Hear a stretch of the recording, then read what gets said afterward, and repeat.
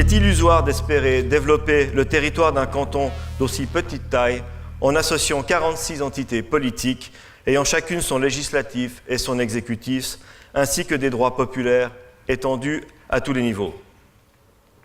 Compte tenu de l'exiguïté de notre territoire, il faut mettre fin au système actuel de codécision entre le canton et les communes en matière d'aménagement du territoire et de construction. Genève ne peut plus se permettre le luxe de la complexité organisationnelle actuelle qui conduit à des réflexes individualistes et freine les projets d'intérêt cantonal. Un des principes fondamentaux d'un État démocratique est que les citoyens doivent pouvoir se déterminer sur le montant et l'affectation de leurs impôts. Il nous semble ainsi indispensable de corriger la Constitution actuelle de manière à réconcilier le rôle de contribuable avec ceux d'électeurs et de votants. Cela dit, et pour terminer sur ce sujet par une note positive, le projet de Constitution contient néanmoins un certain nombre d'avancées. On saluera à ce propos l'allongement du mandat des conseillers d'État à 5 ans et la nomination d'un président du Conseil d'État pour la durée de la législature, ayant notamment pour mission de gérer les relations du canton avec la Confédération, la région et la Genève internationale. La rédaction d'une nouvelle constitution doit procéder d'une réflexion sur l'avenir de Genève. Le canton est à un tournant en ce qui concerne la place qu'il veut donner au secteur des entreprises internationales et la manière de gérer leur intégration. Ceux qui veulent que Genève devienne une bourgade accusent les multinationales de tous les maux. Elles seraient responsables de ne créer aucun emploi et d'amener avec elles leur personnel. Les statistiques démontrent le contraire. La part de leurs employés, les étrangers, 42,1%, est comparable à celle de l'ensemble du secteur privé, qui est de 43,8%. Le manque de logement à Genève est uniquement le résultat du refus, pendant un quart de siècle, d'accepter le développement du canton. Dans un État de droit qui garantit la liberté individuelle et la liberté d'entreprendre, l'État ne peut pas empêcher la croissance. Il est par contre de son devoir de l'accompagner. La Chambre de commerce salue l'initiative que le Conseil d'État a prise, à l'instar du canton de Neuchâtel, d'entamer un processus de révision de la fiscalité des entreprises. Il n'y a qu'une solution possible si Genève doit s'adapter un jour, un régime de taxation unique pour toutes les entreprises. Il faudra cependant que le taux fiscal effectif soit concurrentiel, c'est-à-dire au niveau d'un pays comme l'Irlande, et que des mesures d'incitation fiscale soient prévues, comme c'est le cas d'ailleurs dans de nombreux États européens, pour favoriser les investissements créateurs d'emplois et l'innovation. La taxe professionnelle est un impôt d'un autre âge que seule Genève connaît encore en Suisse et qui ne correspond plus aux critères d'une fiscalité moderne. Améliorer le cadre politique dans lequel évoluent les entreprises est une priorité absolue pour la Chambre. Faciliter l'entreprise passe par une fiscalité mesurée, un approvisionnement en électricité assuré, des procédures administratives facilitées, un aménagement du territoire équilibré, une meilleure mobilité à Genève et le tout dans une optique de développement durable.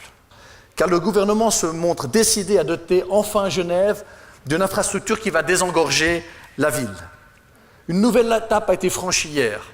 La prochaine étape consiste à demander à la Confédération d'inscrire la réalisation de ce réseau autoroutier, puisqu'il s'agit bien d'un tronçon autoroutier, dans l'arrêté fédéral sur le réseau des routes nationales. À ce sujet, l'objet fera l'objet d'un message du Conseil fédéral, en principe à la fin de cette année 2011. Aux yeux de la Chambre, le débat sur les transports doit enfin quitter le terrain idéologique. Avant tout, il faut se baser sur les besoins réels, actuels et futurs, tant pour les particuliers que pour les entreprises, pour fixer les priorités en matière de mobilité.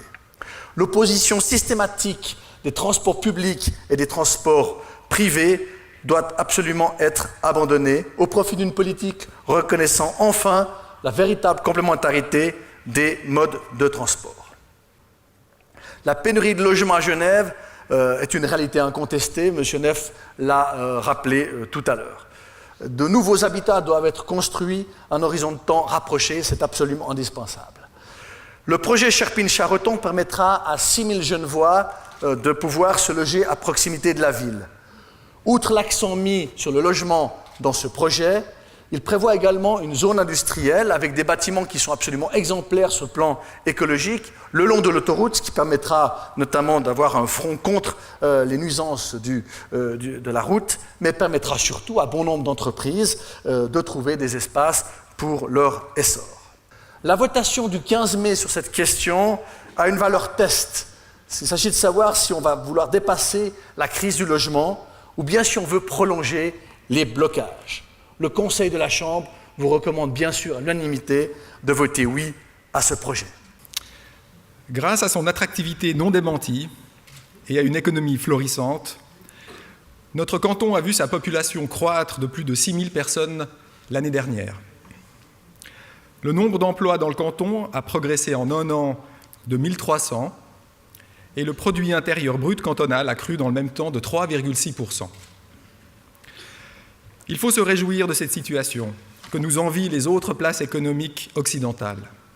Nous pouvons en être fiers, vous pouvez en être fiers, et le Conseil d'État, que j'ai le plaisir aujourd'hui de représenter, vous en remercie et vous en félicite. À la fin des années 50, rappelez-vous, la hausse des taux hypothécaires et les arrêtés fédéraux urgents contre la spéculation foncière ont provoqué l'arrêt de nombreux projets privés et publics. On le paye aujourd'hui. On le paye aujourd'hui et c'est aujourd'hui que ressurgit le débat sur la croissance. Ce débat est sain, mesdames et messieurs, il doit avoir lieu, parce que les effets pervers de notre succès, la hausse du trafic, la hausse des prix dans l'immobilier, les préoccupations de la population à propos de la sécurité, les récriminations contre les frontaliers et les craintes pour l'emploi des jeunes, qui font le lit de tous les populismes, de droite comme de gauche, appellent des réponses claires. L'an dernier, Genève a investi plus de 800 millions dans les infrastructures, pour moitié dans le développement des transports. Cet effort va être poursuivi avec bientôt, je l'espère, l'ouverture du chantier du CEVA, mais aussi avec la réalisation de projets importants dans le domaine pénitentiaire, dans le domaine de la formation, de la santé et des EMS, pour ne citer que quelques exemples. Il y a un autre domaine où nous sommes en retard, ça a été dit tout à l'heure, c'est le logement. Notez qu'en 2010, 1500 logements ont été construits, c'est-à-dire 50% de plus qu'en 2008, et qu'en ce moment, 2500 logements sont en chantier. Cela n'est pas suffisant, et les 50 000 logements prévus d'ici 2030 ne sont pas encore là. Pour y arriver, il faudra accepter le nouveau plan directeur cantonal, qui va être mis à l'enquête publique ces tout prochains jours, et il faudra soutenir le projet d'agglomération 2, et il faudra déclasser des terrains.